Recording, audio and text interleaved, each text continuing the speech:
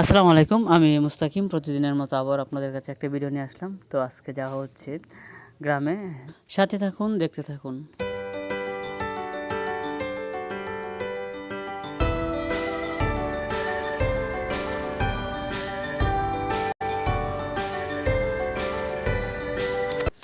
কাউন্টারে যাওয়ার পর কাউন্টার মাস্টারকে পাই নাই। ওর দেখি আবার রাস্তায় দাঁড়ায় আছে গাড়ির জন্য।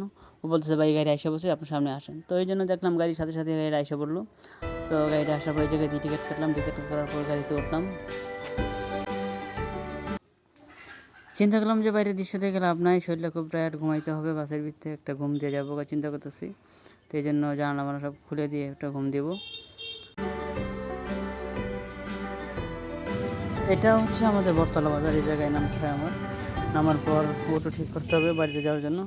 তো কাকার সাথে কথা বললাম যে, কাকা কত নেবেন ভাড়া, এই সেই কথাবার্তা বলে কাকারে ফাইনাল করে নিলাম। তো যাচ্ছি কাকার সাথে।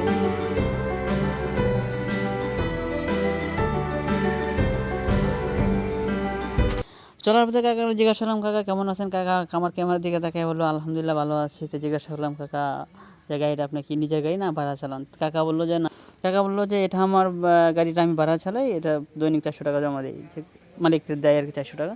তো এইভাবেই কাকার সাথে কথা বলতে বলতে আমার কাকা আমাকে আমার গন্তব্যস্থলে নিয়ে যাচ্ছে।